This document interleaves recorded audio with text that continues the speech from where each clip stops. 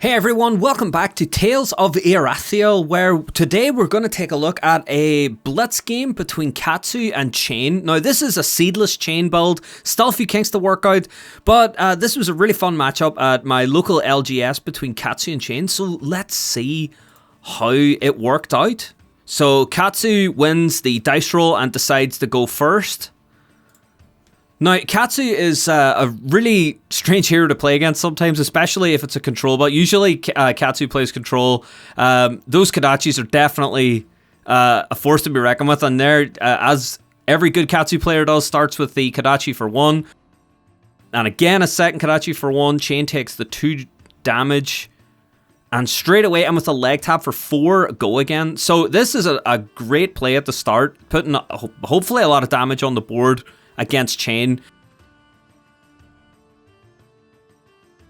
The blue head jab with cost 0 in the pitch zone means that those Kodachis have go again. That's the ideal play. And we can see here Chane blocking with the equipment. Since he has less health, since he took some damage from the Kodachis, that Arcanite Skullcap has 2 defense. Straight away in for Rising Knee Thrust. Now it gains +2. Because leg tap was the previous attack in the Chane, this is where things get dangerous, because you need to be careful. Katsu could stack some massive damage using the combo mechanic. So there we go. Chane down to 16 health after turn 1, and passes the turn right back across. Now this is the end of turn 1, meaning they both get the draw up, but still getting damage on the board on turn 1 is a pretty big deal, considering you could just block with everything on turn 1. There's no real point in holding on to anything unless you really, really want to. You may as well just block it all out. But again, this is where Katsu can be difficult, because if you block the 2 Kodachis straight away, you only have 2 cards in hand. They block a full 4-card hand from Katsu. So it's almost as if Katsu has a potential maybe 4 or 5 attacks.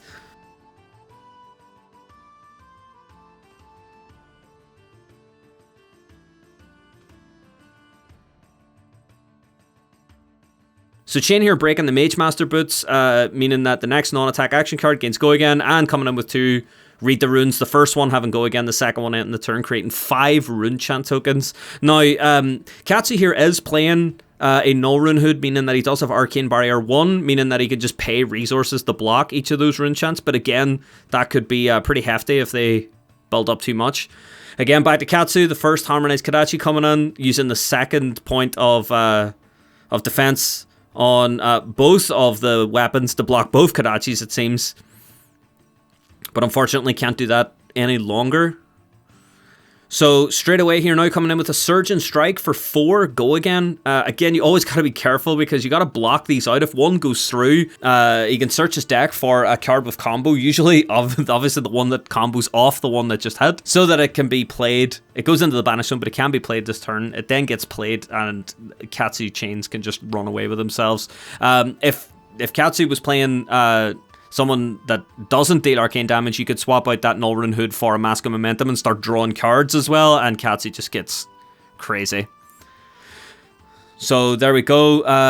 A Razor Reflex brought in as an attack reaction to give it +3, and a Reduce a Rune Chant, which costs 1 less for each Rune Chant you control and creates a Rune Chant. So that is the entire attack blocked out. The +3 from the Razor Reflex has been nullified by the -3 on the Reduce the Rune Chant, but still creates an extra Rune Chant, so now Chane has 6 on the board. And there we are again, another Read the Runes coming in to create another 2 Rune Chant tokens. It does end the turn, but it, again, having those 8 Rune Chants there, it can be pretty intimidating, and it can cost a lot to defend those if it builds up too high. But that is going to be the end of turn, because the Read the Runes doesn't have go again itself. Chane can create a Soul Shackle to give it go again, but you only really want to do that in this build if you've got something to do afterwards. You don't just want to build up Soul Shackles in this build too much. Head Jab, blue Head Jab coming in for 1. Normally the play here would be to pitch that so that you can play your 2 Kodachis and give it go again, because it needs the Kodachis get go again with a card in the pit zone with cost 0. So there must be some reason why it's being played here. These are the tells you need to be watching out for if you're playing against Katsu. If there's a play that seems out of the ordinary, always think combo. Like, Chane let that one go through. And Blackout Kick coming out next, which combos off Rising Knee Thrust. This is a bit odd. Again, it's down. It could be worth looking into all the combos to see what fires off what, so that you'll know whether or not to let an attack through, whether or not to block an attack, because certainly with Katsu, you can't block everything. You know, you're going to have to let a Kadachi or two through, you're going to have to let maybe a little head jab through. So that Blackout Kick is just sitting there now, just overlooking everything. A blue Scar for a Scar with cost 0 gets pitched, given the Kadachis go again, so both Kadachis are coming in, and it looks as though Chane is going to take all that damage, going down to 13. And here we are now, the Rising Knee Thrust coming in the middle of what would be a combo. Leg Tap wasn't played previously, so the combo doesn't trigger. However, Rising Knee Thrust will lead the way into that Blackout Kick. Now, the thing about combo is that the attack doesn't need to hit. So either way, you know that the next attack, that Blackout Kick, is coming in for, I think it's 7. It'll be 4 plus 3. So there we are, the Snapdragon Scalers given go again, and straight into the Blackout Kick. Rising Knee Thrust was the last attack this combat chain, so it gains plus 3, coming in for 7. This is going to completely lock out that chain hand, and this is where you can very easily get stun locked against Katsu. Just the ability to search for those combo cards. There we are, the Read the Runes coming on the block, and the Reduce the Rune Chant coming on the block, creating a Rune Chant, blocking 6 of the 7 damage, taking 1. That was just something else. And the Skeletor is getting broken here. It seems like Chane is looking to take back control here. Bloodshea Skeletor says you can destroy it. The next attack action and non-attack action card costs 1 less for each rune chant you control, meaning that Oath of the Arknight here is free. It's a non-attack action, meaning that it would be 6 cheaper. Creates a rune, or 7 cheaper, I think. I'm not sure. There's so many rune chants out. It creates one itself, meaning there's 10. And there was a bit of a misplay there, but Nebula Blade is coming in now. It gains plus 3 because a non-attack action was played, so it's coming in for 4 with 10 rune chants. That is a pretty large attack. Never forget your Nebula Blades there. Sometimes swinging with Nebula Blade can be better than attacking. Which, if the Bounty Demagon was coming in before there, I think that would have come in for 3, but the Nebula Blade was the right call here. So it looks like 3 is going to be pitched to deal with 3 of those rune chants using the Arcane Barrier 1. Arcane Barrier can be used, because rune chants are separate sources of damage, you can use the same Arcane Barrier over and over again. So there we go, Katsu down to 12, so that was 8 damage went through altogether. 3 of the Nebula Blade was blocked, and 7 of the rune chants went through. So that evens the score, and also means that the Kadachis are going to come in here, because that is the play. But it looks like there won't be much more than that, probably. And there we are, Chane takes that 1 damage. Second, Kadachi comes in, Chane takes that 1 damage, down to 10. Arsenal, and back over to Chane again. So this is where we can see the tide turning here.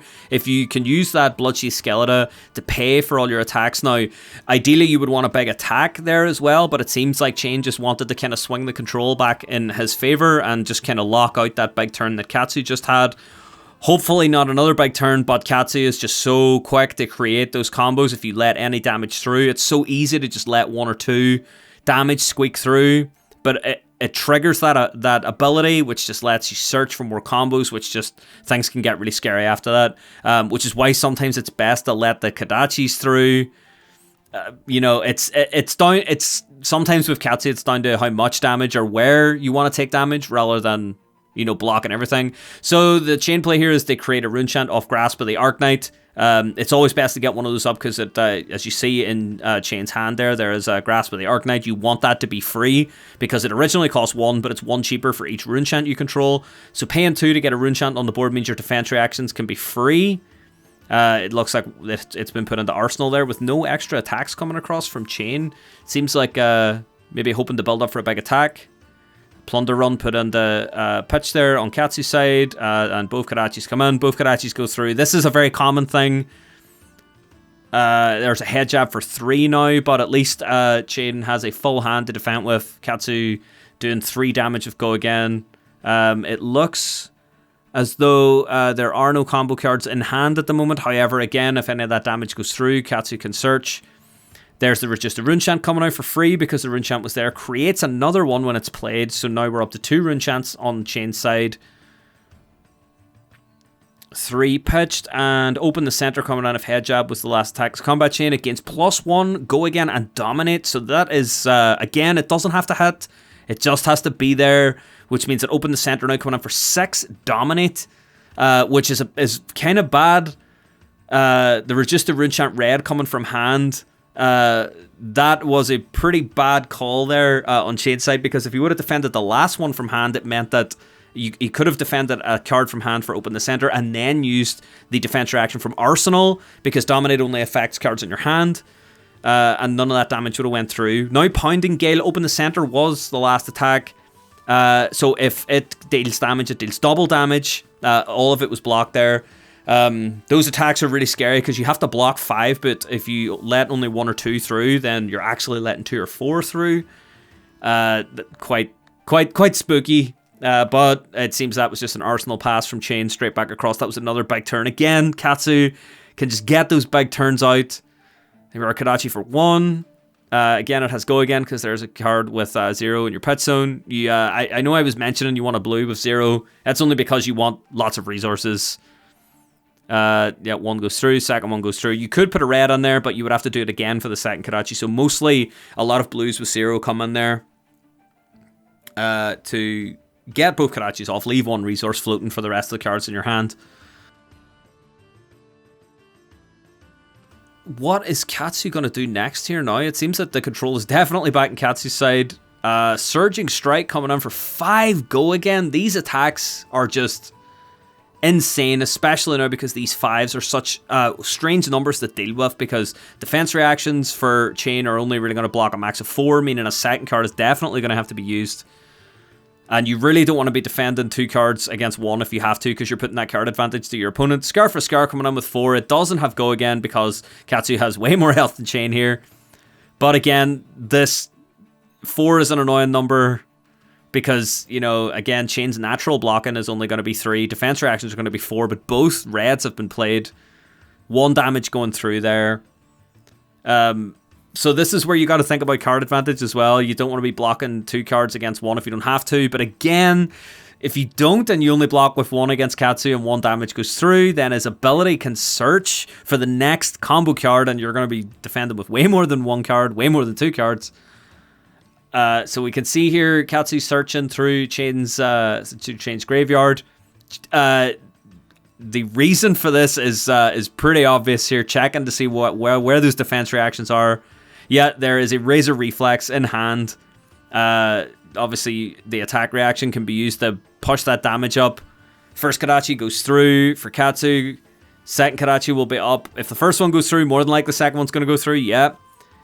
So now I think the writing's on the wall here for Chane that with that Razor Reflex in hand. Head Jab for 3. Chane is going to have to overblock here because it doesn't look like there's any defense reactions in hand. There's 1 resource floating, which is going to pay for the Razor Reflex, plus there's extra cards in hand. Yeah, there we go. Razor Reflex down, adding 3 onto the attack. There are no reactions, and that's game. Katsu is such a strong hero. Katsu can just run away with games. You got to be careful when defending. You got to be selective when defending. You got to use your gear when defending, and you got to hope that you can get a turn off and put Katsu on the back foot. The first 2 turns for Chane were used to block the Kodachis with the equipment, but unfortunately that equipment does wear down over time, meaning you have to use cards in your hand. Katsu is just such a strong control hero, and it'll be interesting to see how Katsu fares against the new Tales of Aria heroes. So hopefully we'll get to see some more control play in the future as my local game store experiments more with Tales, and we start to see more Tales builds popping up. But anyways, thank you very much for watching this video. I hope you enjoyed watching this game that we played, trying to work out a Seedless Chane build. Obviously Katsu was just way too quick for it. But yes, if you enjoyed this video, please consider subscribing. It's a brand new channel, and it helps a lot. We're going to be doing some box openings. We're going to be doing some more gameplay videos. We're going to be talking about Flesh and Blood in general. And as always, I'll see you in the next video.